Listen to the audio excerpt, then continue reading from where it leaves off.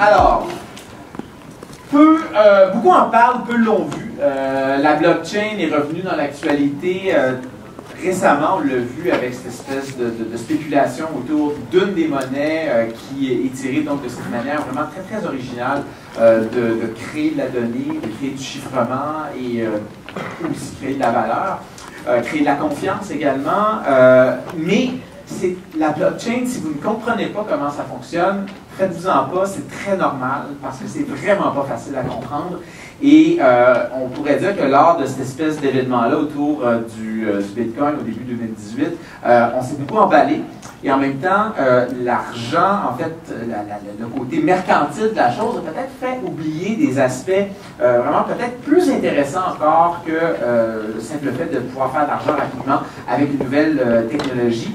Les experts de la chose, et je peux vous le dire d'expérience, pour travailler depuis 8 ans maintenant ici Radio-Canada Première dans le domaine de la technologie, c'est pas facile de trouver des bons spécialistes de la chose qui sont capables autant de parler des aspects monétaires, mais des aspects également contractuels et technologiques, donc qui sous-tendent cette chose-là. Et Loïc Bizière est un de ces très rares spécialistes-là. Je peux vous dire que 2PS, donc la firme qui va contribuer à fonder, ont des spécialistes vraiment, des gens qui permettent vraiment de mieux comprendre la chose. Et donc, on va en discuter avec lui, donc Loïc Bizière, qui a fondé 2PS, qui fait, si vous me permettez, c'est comme une nouvelle manière de concevoir le consulting 2PS. Vous allez voir ce que c'est que la blockchain, on va en parler, mais il faut s'imaginer un petit peu que 2PS, c'est une révolution dans la collaboration, un petit peu comme le fait la blockchain dont on va parler. Mais oui, on est un réseau de consultants indépendants qui travaillons d'une certaine manière. L'ouverture, la collaboration, la transparence qui permet de fournir à des clients des services de qualité, d'expertise, des personnes qui, dans des grandes firmes, malheureusement, coûteraient extrêmement cher. Mais là, on peut accéder à ces personnes, à ces ressources, à un prix très intéressant pour les entrepreneurs, les PME. Et il y a un lien aussi avec la blockchain, parce que la blockchain permet de faire des affaires plus facilement, mais en même temps, il faut bien la connaître. Je t'invite à t'asseoir, Loïc. On va commencer tout de suite. C'est quoi les plus grandes erreurs que le commun des mortels fait en essayant de se représenter qu'est-ce que c'est le blockchain? La problématique, c'est de rentrer dans la technicité, de rentrer dans tout de suite l'informatique, discuter du minage, des techniques.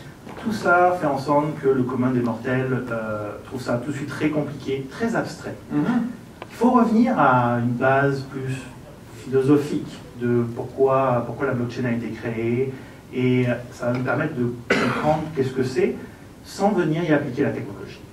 Bon, il faut rappeler que, en fait, d'une part, c'est une technologie qui est née dans le mystère et qui baigne encore toujours dans le mystère parce que son ou ses créateurs, on ne sait pas encore c'est qui, Satoshi Nakamoto, on ne les a pas identifiés encore. Non, puis je pense qu'on les identifiera jamais, mais là n'est pas le point. Mais ça ajoute quand même au mystère de la chose. Oui, tout à fait. Le créateur du web, on sait c'est qui, c'est qui l'équipe, tout ça, mais c'est pas là, ça crée un certain hype, effectivement, c'est très curieux.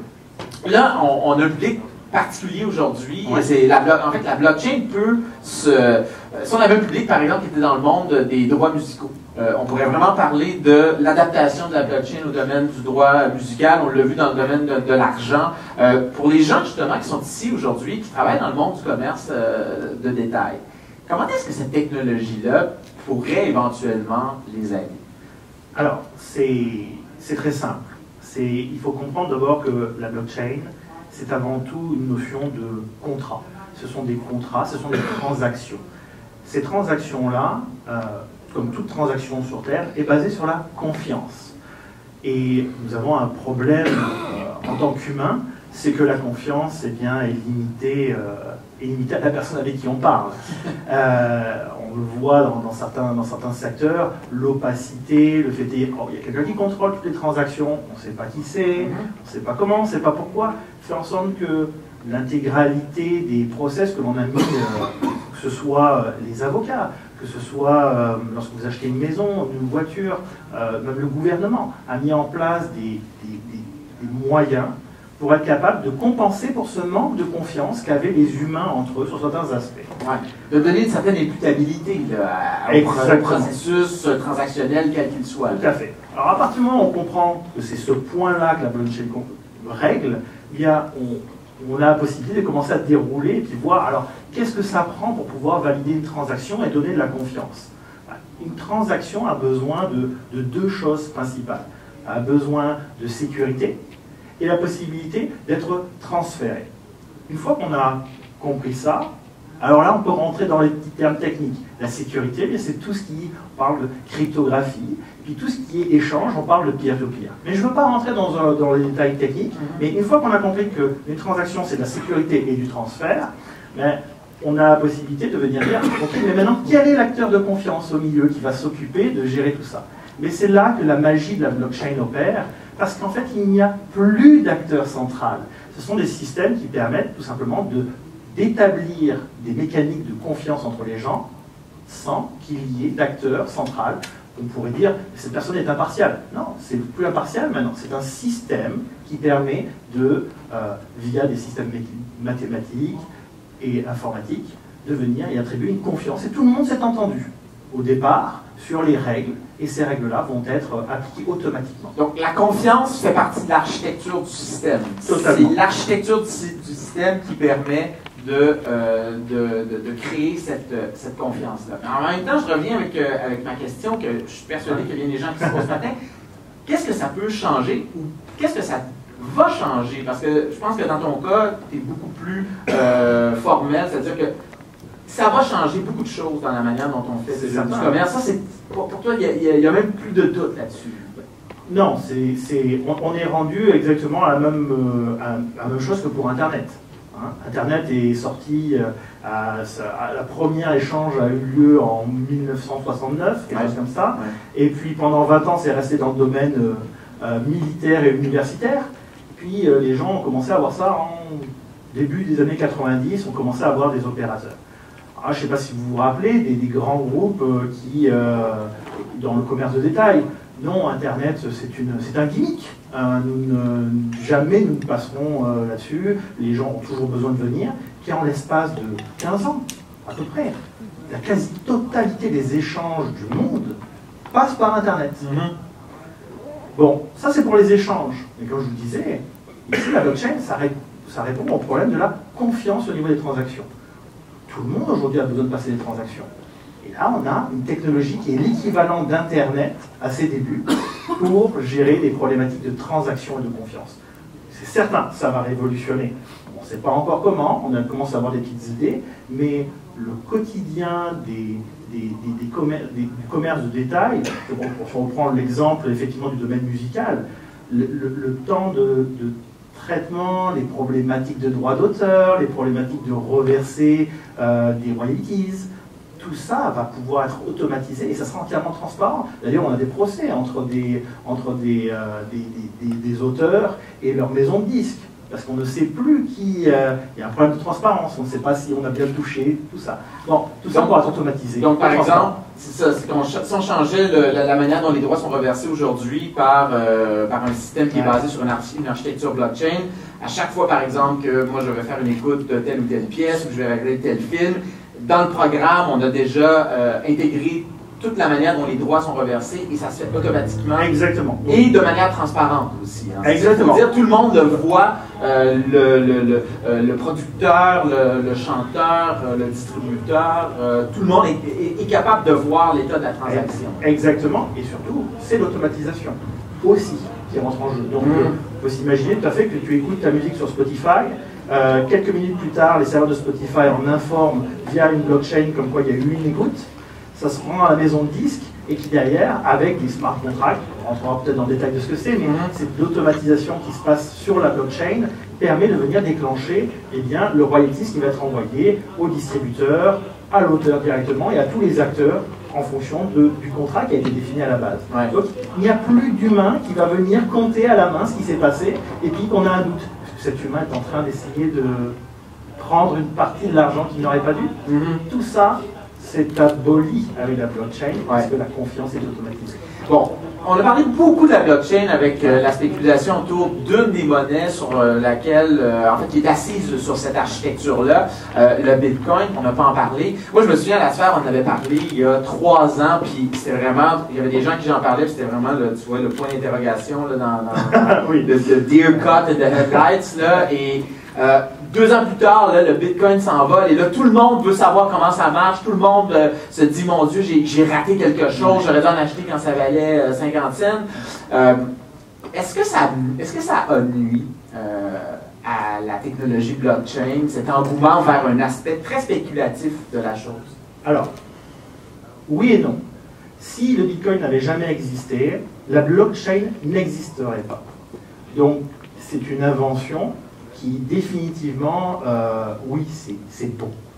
Je ne veux pas rentrer dans l'aspect spéculation, mais oui, il y a aussi l'aspect négatif, hein, le retour de la médaille, c'est qu'il y a eu énormément de spéculation, et alors là, pour le coup, c'est pas technique, c'est humain. Que les gens veulent spéculer sur une monnaie pour espérer puis qu'on crée une bulle spéculative, oui, forcément, ça a nuit à la réputation, mais ça aurait pu être n'importe quelle autre technologie ou n'importe quelle action. Demain, on parle du mode des immeubles à Montréal, il pourrait y avoir une spéculation. Est-ce que les immeubles sont bons ou mauvais? La question ne se pose pas. Oui, il faut que des gens puissent habiter dans des immeubles. Mais bon, donc pour l'aspect spéculation. Pour l'aspect à proprement dit du Bitcoin, il y a peut-être des gens qui se posent la question, mais alors c'est quoi le rapport entre la blockchain et le Bitcoin? Il faut se remettre dans un certain contexte. En 2008, il y a eu la crise des subprimes aux États-Unis et beaucoup de gens se sont retrouvés sur le carreau, sans crédit, sans pouvoir payer, sans avoir de moyens de paiement. Et tu sais, c'est comme dans la nature, hein, lorsqu'on vit un grand traumatisme, les organismes ont tendance à évoluer quand il y a un traumatisme. Mais là, c'est pareil. Ici, ces gens-là qui étaient frustrés de ne pas pouvoir avoir de moyens de paiement, eh bien, ça a créé une vague. Du moins, donc cet inventeur, Satoshi, a créé la blockchain pour résoudre cette frustration en particulier, qui était de dire, je veux que les gens puissent échanger librement de l'argent virtuel sans aucune limite. Et c'est formidable, parce qu'aujourd'hui, ça permet de se passer de toute structure bancaire, de passer par-dessus les censures de certains pays. Donc, on est venu créer une technologie et le Bitcoin, peu importe ce qu'il vaut aujourd'hui, était la première application réelle de la blockchain. Qu'est-ce qu'on peut faire maintenant avec la blockchain? Qu'est-ce qui, justement, dans la vie des gens qui nous écoutent aujourd'hui, dans leur commerce, dans la manière dont ils organisent leurs affaires, ça pourrait changer leur travail? Alors, la blockchain, c'est un contrat dans lequel on peut mettre n'importe quoi. Dans le cas du Bitcoin, c'était tout simplement une valeur. Dire, tu as un Bitcoin, moi j'en ai 2, je te l'échange. Mais il est possible de mettre n'importe quel type d'information à l'intérieur de cette donnée. Donc dans le commerce du détail, on pourrait s'imaginer tout à fait que par exemple, tu dois avoir une carte à points d'un magasin connu, quelconque. Ce système-là, est-ce que tu penses qu'il y a un petit problème de transparence ou d'automatisme? Est-ce que tu as une véritable visibilité dessus, une compréhension de ce qui se passe? Pas forcément. Donc il pourrait définitivement y avoir une certaine utilisation de la blockchain pour tout ce qui est carte à points, fidélité. Puis je te vois beaucoup commenter sur les réseaux sociaux et puis parler de tout ce qui est rattaché aux biens de consommation, le fait de faire attention à ce qu'on mange, d'où ça vient, tout ça. C'est une question qui revient de manière systématique dans notre génération, de nos jours. Tout le monde se pose la question de ce que je suis en train de consommer, est-ce que ça vient d'où? La traçabilité. La traçabilité. Et puis là, encore une fois, c'est bien gentil que quelqu'un vous dise ce produit-là vient de tel pays, mais est-ce qu'il y a un véritable moyen de pouvoir le vérifier? Est-ce que tu sais au final, oui, il vient de tel pays, mais est-ce qu'il est passé par un autre pays avant? Est-ce que j'ai une empreinte carbone énorme lorsque je consomme? Pour la petite histoire, j'ai un couple d'amis qui est allé au Costa Rica. Ils étaient très contents de pouvoir manger des ananas là-bas. Et ils ont acheté de la confiture d'ananas en revenant. Ils étaient très fiers de me la montrer. Et puis, c'est devenu un running gag parce qu'en fait, en regardant l'arrière du pot, on voit que c'est des ananas qui ont poussé au Costa Rica. et qui sont passés par la Belgique pour être transformés en confiture avant de revenir au Canada. Voilà.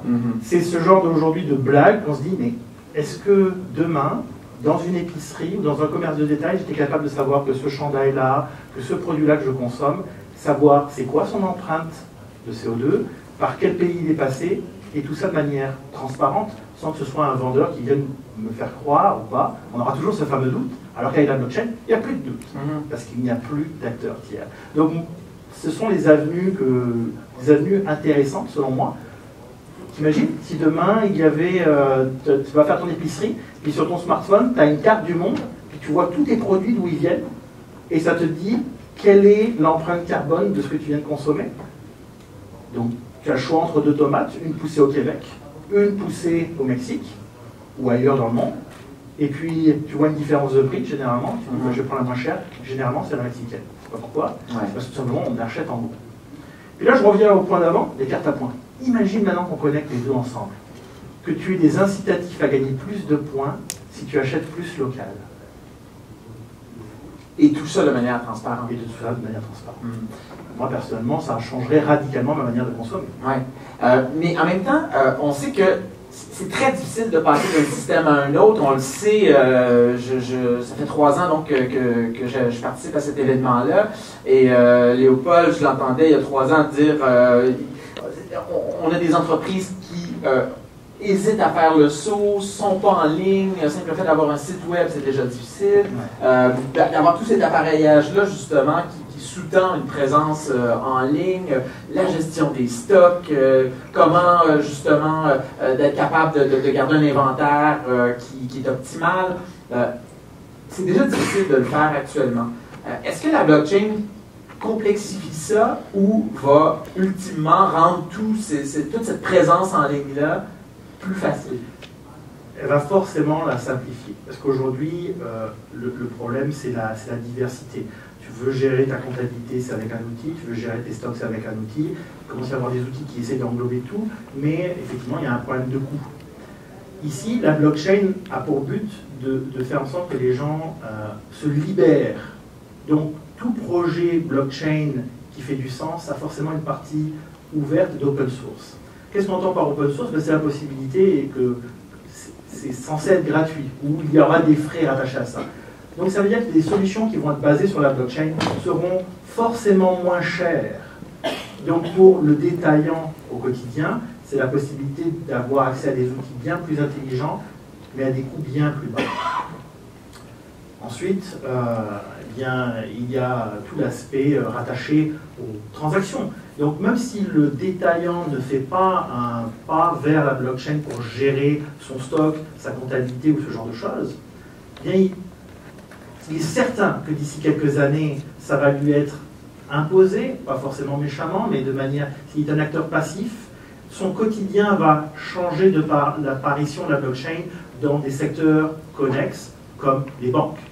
Les banques aujourd'hui, c'est elles qui processent tous les paiements de ces commerçants de détail-là. Aujourd'hui, vous avez des frais, que vous utilisez une carte Interac, une carte Visa ou Mastercard, eh bien, il y a des tarifs différents. Les banques, en ce moment, sont en train d'adopter la blockchain pour être capable de régler ces problèmes de frais, d'avoir une question de plus grande traçabilité.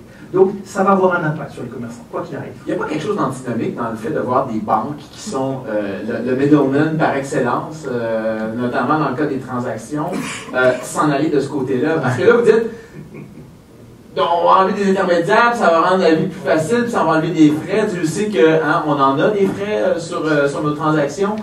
Mais justement, ils ne veulent pas perdre leur place. Ouais, mais là, ça veut dire qu'il va continuer à avoir des frais. Moi, j'ai de la misère à voir, à concevoir si comment vous voulez continuer à utiliser, ces deux mondes-là peuvent se toucher. Si vous voulez continuer à utiliser Visa, Mastercard, effectivement, les banques ont besoin de venir faire chuter leurs tarifs parce qu'ils le savent. Il y a des solutions qui ne seront pas gérées par des banques, des startups dans le domaine de la fintech, qui, elles, vont apporter des solutions dans le domaine de la finance et qui vont dire, c'est très simple, si les banques, vous ne vous adaptez pas, nous, on va le faire. Donc, les banques ils savent qu'ils doivent suivre parce que ça s'en vient. Donc, on aura toujours la possibilité de jouer avec des acteurs originaux qui se seront adaptés, où on aura l'opportunité de pouvoir aller avec des acteurs nouveaux si les banques ne sont pas adaptées suffisamment vite. Ouais. Mais en même temps, est-ce que ces institutions-là vont profiter de ça pour baisser leurs frais? Alors, il y a de fortes chances qu'ils s'en servent avant tout pour augmenter effectivement leurs bénéfices et leurs profits.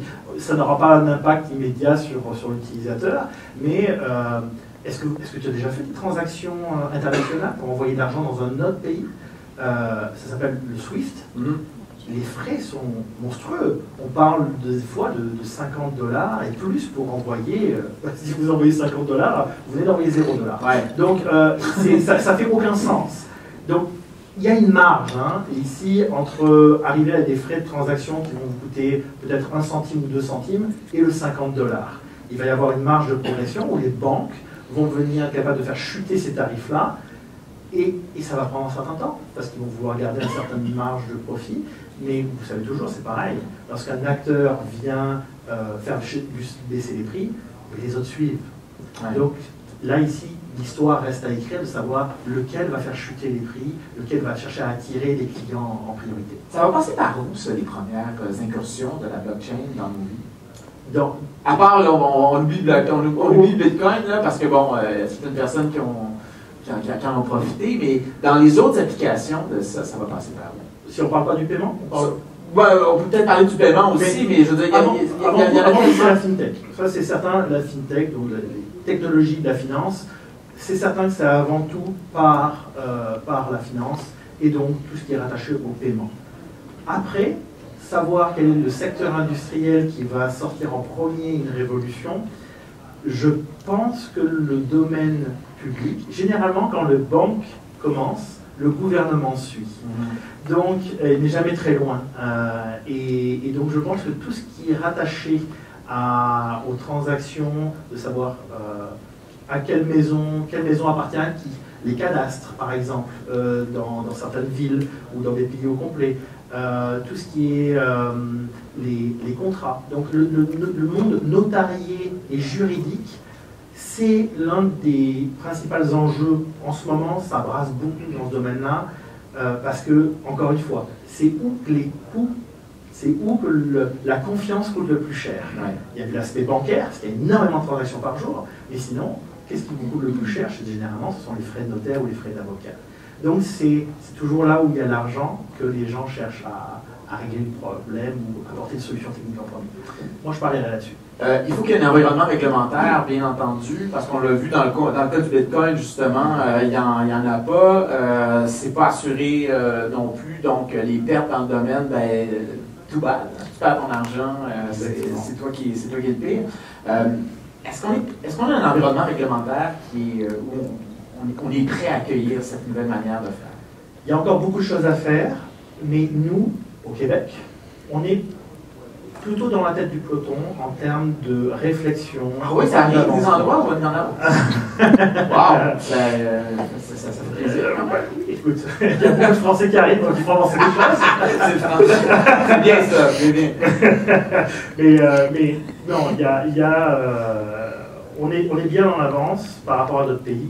Effectivement, la problématique est définie. Est-ce que c'est une monnaie? Est-ce que c'est un bien immobilier? Est-ce que la définition de tout ça reste à bâtir de la part des gouvernements. Et tu vois, par exemple, au Québec, ils ont décidé de créer un bac à sable dans lequel on dit « Ok, on ne va pas vous appliquer des règles aussi contraignantes que les autres. Essayez, on va faire un partenariat avec vous, avec ces startups-là, avec ces projets-là, et puis on va regarder qu'est-ce qui se passe. Avant de commencer à vous dire « Ah, vous n'avez pas payé votre TPS TVQ, avant de vous accuser de faire jouer sur les valeurs, on va vous créer un cadre pour comprendre qu'est-ce qui se passe et qu'est-ce qui peut en découler. » C'est une très bonne chose. Dans d'autres pays, on a dit, on a crié au feu, attention, c'est l'enfer, on banne. On banne complètement. C'est le marteau. C'est le marteau, puis il n'y a plus de place à l'innovation, et c'est terminé. Aussi longtemps que d'autres pays ne viendront pas les influencer, parce que aujourd'hui, ça a un impact sur, lorsque vous êtes un entrepreneur, vous souhaitez lancer une entreprise, c'est aussi important que de choisir son nom d'entreprise. choisir le pays dans lequel vous allez créer votre entreprise, s'il y a un lien direct ou indirect avec la blockchain, est très important. Parce que vous pouvez vous retrouver immédiatement avec un procès ou l'interdiction de créer votre entreprise juste parce que vous avez créé l'entreprise dans le mauvais pays. Ouais. Internet, tu l'as mentionné, bon, c'est 1969, le web, c'est vraiment 20 ans plus tard, et pendant longtemps, même dans le monde des nouvelles technologies, il y avait des gens qui disaient carrément, écoute, Internet, là, ça va rester quand même assez limité. Quelques ordinateurs dans le monde vont l'utiliser. Puis c'est des patrons d'entreprises. C'était IBM. En tant modèle. Il avait dit 5 ordinateurs max, max dans le monde. Ça n'a aucun sens d'en avoir plus. Et donc, mais il a quand même fallu attendre longtemps avant qu'on puisse faire une application sur ce réseau-là pour qu'enfin il y a ce réseau-là puisse se parler, que les ordinateurs différents puissent parler grosso modo le même langage. Le Bitcoin, en fait, la blockchain a 10 ans, presque. Il va falloir attendre encore plusieurs années avant qu'on trouve une manière, justement, de rendre cette technologie-là accessible, qu'on puisse la déployer sur différentes plateformes? Alors, selon moi, non. Pourquoi? Parce que Internet demandait des investissements en infrastructure. Vous n'aviez pas forcément le réseau nécessaire. Donc ça nécessitait l'implication de différents acteurs avec beaucoup d'argent. La blockchain est quelque chose qui s'échange principalement sur Internet. Et c'est avant tout des concepts logiciels. Donc n'importe qui est suffisamment passionné par ça, un petit gars de 15 ans, dans sa chambre, peut révolutionner le domaine de la blockchain. Parce que l'infrastructure est là. Parce que l'infrastructure est là. Parce que dans le fond, c'est juste du code. Exactement. C'est un code mathématique. Puis, tout à fait. Donc les limites physiques que Internet nécessitait, la blockchain n'en a pas besoin. Ouais. Quoique pour la puissance de calcul, pour miner de la monnaie, ça c'est une autre question. Là. Alors ça c'est une autre question, effectivement. Et aujourd'hui, la blockchain, si elle a bientôt 10 ans, on n'est plus à la version 1 de la blockchain. Et puis on ne peut même pas parler de version à proprement dit. Ce sont des... Comme c'est quelque chose d'open source, des gens le prennent, c'est une philosophie, ils viennent le prendre, ils viennent l'adapter à leurs besoins. Eh bien, on a des blockchains qui existent sans mineurs, justement pour répondre à la problématique de dire si je veux que mon ampoule Wi-Fi ici soit capable de communiquer avec le reste de mon réseau de la blockchain, on ne peut pas lui demander de miner, il n'y a pas un processeur à l'intérieur de cette ampoule suffisamment puissante pour pouvoir faire ça. Puis, donc, il y a des blockchains qui commencent à exister sans mineurs. Mais la philosophie derrière de contrôle et de la fameuse confiance, eh bien, ce sont d'autres algorithmes qui sont utilisés, mais qui sont appliqués à ce domaine particulier. Et donc, on n'a pas besoin de résoudre des formules très très compliquées pour pouvoir avoir accès à ces blocs-là. Exactement. Ça, c'est une manière de le concevoir. Oui, exactement. Donc ici, on va se retrouver avec des blockchains dont la puissance de calcul n'est pas nécessaire. Et demain, n'importe qui peut se monter une blockchain sur son ordinateur, sur son réseau personnel, puis décider de dire, moi, la manière d'établir la confiance entre deux transactions, ce n'est pas de laisser allumer mon ordinateur pendant 2 heures et de laisser tourner mon microprocesseur. Non, ça va être une autre formule mathématique et une autre manière d'accepter la transaction. C'est une raison de combien pour voir une implantation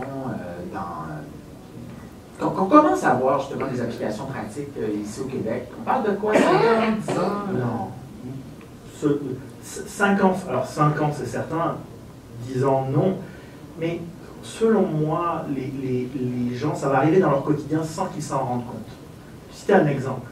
Aujourd'hui, quand tu appelles avec ton téléphone, ça fait longtemps que ça passe plus par des fils traditionnels comme on le voyait à l'époque ou dans les films. Si tout est compressé, tout passe sur Internet et c'est décompressé de l'autre côté. Eh bien, ici, les gens se disent, est-ce que mon téléphone a changé? Mon téléphone, ils s'en sont pas rendus compte. C'est plus la même technologie qui permet de faire transiter leur voix. Donc, selon moi, ça va arriver dans la vie des gens sans qu'ils s'en rendent compte, de manière invisible, comme je viens de te le dire, avant tout par les banques, par les moyens de paiement, et donc la blockchain va être impliquée à des endroits à l'arrière-boutique. On ne va pas s'en rendre compte. L'expérience utilisateur ne va pas changer. peut-être les tarifs vont changer, des nouveaux services vont apparaître, mais les gens ne vont pas commencer à acheter la blockchain dans les rayons des magasins en disant il m'en faut, ça ne marchera pas comme ça. Que pour la baisse des tarifs, permets-moi de demeurer sceptique. De baisse des tarifs pour eux.